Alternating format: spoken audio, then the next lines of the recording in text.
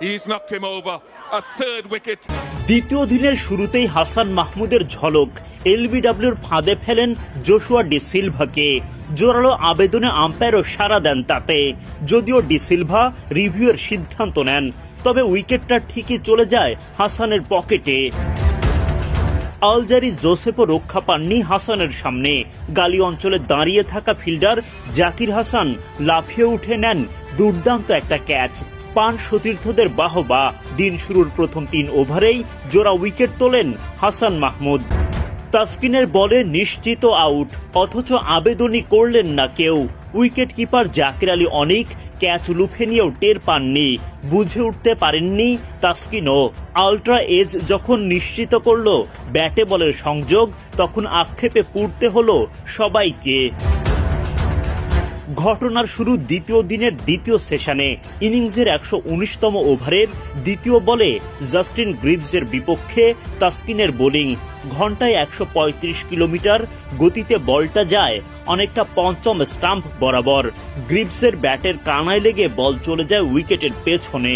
লিটনের জায়গায় দায়িত্ব পালন করা জাকের লুফে নেন বলটা, তবে উইকেট কিপার জাকের কিংবা বোলার তাসকিন কেউই বুঝে উঠতে পারেননি এটা ক্যাচ ছিল। এমনকি আশেপাশের অন্য কোনো ফিল্ডারও আবেদন করেননি। ফলে উইকেট তুলেও উইকেট পাওয়া হয়নি তাসকিনের। ঘামে কাতর এই পেসারের পরিশ্রম বৃথা যায় এই দফায়। সমান তালে রানের গতি বাড়াতে থাকেন ক্যারিবীয়রা। গ্রিভসের বিপক্ষে এলবিডব্লিউর আবেদন তোলেন মেহেদী হাসান মিরাজ, যদিও আম্পায়ার কুমার ধর্মসেনা সাড়া দেননি। সতীর্থদের সাথে পরামর্শ করে রিভিউ নেন অধিনায়ক মিরাজ, কিন্তু তাতে রিভিউ হারানো বাদে বাড়তি কোনো লাভ আসেনি। ওয়েস্ট ইন্ডিজ পার করে দলীয় 400। হাসান মাহমুদের হাত ধরে অবশেষে ব্রেকথ্রুর দেখা পায় বাংলাদেশ। ভয়ঙ্কর হয়ে ওঠা টেলেন্ডার কেমার রোজকে বোল্ড করেন হাসান। আগের সেশনেও এই পেসারের হাত ধরেই সাফল্য পায় বাংলাদেশ। সেঞ্চুরি হাঁকিয়ে অবশ্য আসল দাপট গ্রিভসের। তৃতীয় সেশনে এসে সিলসের উইকেট তোলেন মেহেদী হাসান মিরাজ। দারুণ একটা ক্যাচ নেন হাসান মাহমুদ। 9 উইকেট হারিয়ে 450 রানে ইনিংস ঘোষণা করে ক্যারিবীয়রা। কঠিন চ্যালেঞ্জের মুখে পড়ে বাংলাদেশ। ক্যারিবীয়দের পাহাড় সম পুঁজির পর ব্যাটিংয়ে নামে বাংলাদেশ। টাইগারদের হয়ে ইনিংস শুরু করেন মাহমুদুল হাসান জয় ও জাকির হাসান। শুরুতেই নিয়ত পাকা, যে করেই হোক আউট হওয়া যাবে না। প্রথম 7 ওভারে বাংলাদেশ তোলে 5 রান। 8ম ওভারে গিয়ে জাকিরের ব্যাটে প্রথম বাউন্ডারি পায় দল। জাকিরের ব্যাট থেকে বাউন্ডারি আসে আরো 2টা। এরপরই কপাল পড়ে তার। সিলসের বলে ইনসাইড এজ হয়ে হারিয়ে ফেলেন উইকেট। দুর্ভাগ্যজনক বিদায়ে নট আউট থাকার নিয়ত হয়ে যায় ভঙ্গ। 34 বল থেকে 3 বাউন্ডারিতে জাকির করেন 15 রান। জাকিরের পর জয়ও বিদায় নেন দ্রুতই। আলজারি জোসেফকে ডিফেন্স করতে ব্যর্থ হলে ক্যাচ চলে যায় স্লিপে। অ্যাথেনেজের হাতে জমা বল।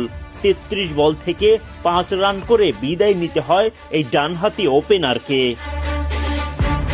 2 ওপেনারের বিদায়ের পর দলের হাল ধরেন মুমিনুল হক ও শাহাদাত হোসেন দীপু। তাদের জুটিতে দিনের খেলা শেষ করে বাংলাদেশ। মারকুটের টি10 লিগেও বল হাতে ওয়াও সাকিব। 6টা বল করলেন, যেখানে ব্যাটাররা রান তুলতে পারলেন মাত্র 1।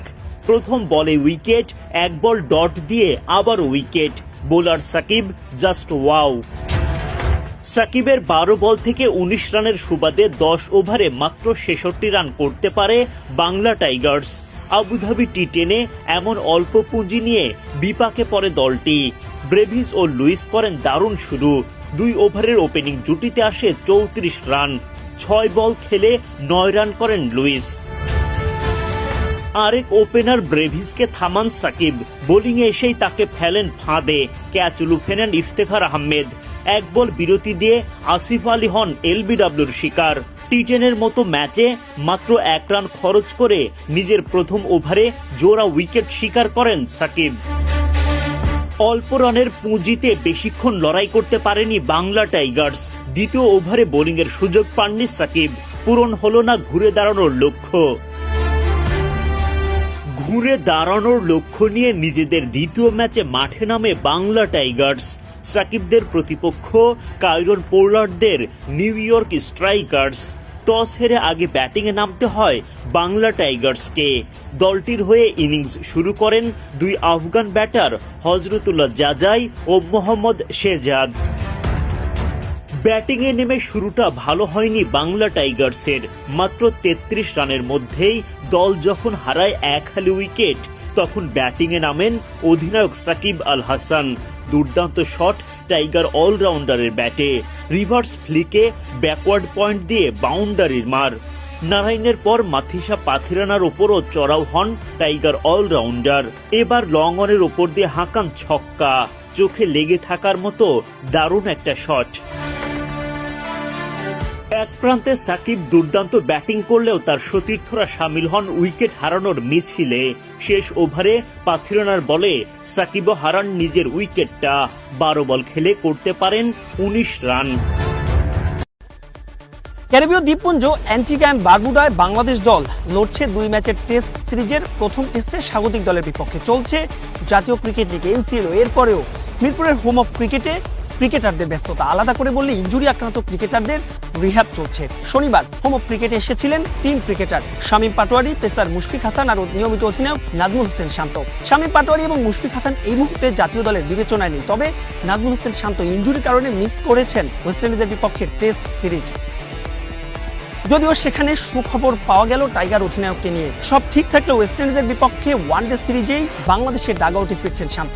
শনিবার তার একটি MRI করা হয়েছে, যেখানে এসেছে ইতিবাচক ফল। তবে শান্তকে নিয়ে ইতিবাচক ফল পাওয়া গেলেও টাইগারদের মিডল অর্ডারের নির্ভরতার প্রতীক মিস্টার ডিপেন্ডেবল মুশফিকুর রহিমকে নিয়ে পাওয়া গেল অস্বস্তির খবর। বিসিবি সূত্র নিশ্চিত করেছে মুশফিককে পাওয়া যাচ্ছে না ওয়েস্ট ইন্ডিজের বিপক্ষে ওয়ানডে সিরিজে। আফগানিস্তানের বিপক্ষে সবশেষ ওয়ানডে সিরিজে যিনি আঙুলে চোট পেয়েছিলেন। যদিও এই সিরিজটি ভীষণ গুরুত্বপূর্ণ বাংলাদেশ দলের জন্য, আলাদা করে বললে মুশফিক কিংবা নাজমুল হোসেন শান্তর জন্য, কারণ চ্যাম্পিয়ন্স ট্রফির আগে এই সিরিজে যে ওয়ানডেতে প্রস্তুতির বাংলাদেশের সবশেষ সুযোগ। তবে সেখানে আছে একটা স্বস্তির খবর, আর সেটা পেসার তানজিম সাকিবের জন্য। ইনজুরির কারণে যিনি মিস করেছিলেন সবশেষ আফগানিস্তানের বিপক্ষে ওয়ানডে সিরিজ, এই মুহূর্তে তিনি গায়ানাতে খেলছেন গ্লোবাল টি20 লিগ।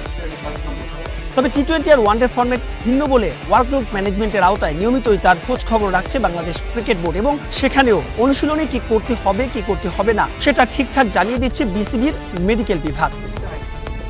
সব ঠিক থাকলে আগামী সপ্তাহে ওয়ানডে সিরিজের জন্য স্কোয়াড ঘোষণা করবে বাংলাদেশ ক্রিকেট বোর্ড। বলাই বাহুল্য যে স্কোয়াডটি হতে যাচ্ছে চ্যাম্পিয়ন্স ট্রফির সম্ভাব্য স্কোয়াড। মাহবুব লিমন, সময় সংবাদ, মিরপুরের শেরে বাংলা জাতীয় ক্রিকেট স্টেডিয়াম, ঢাকা।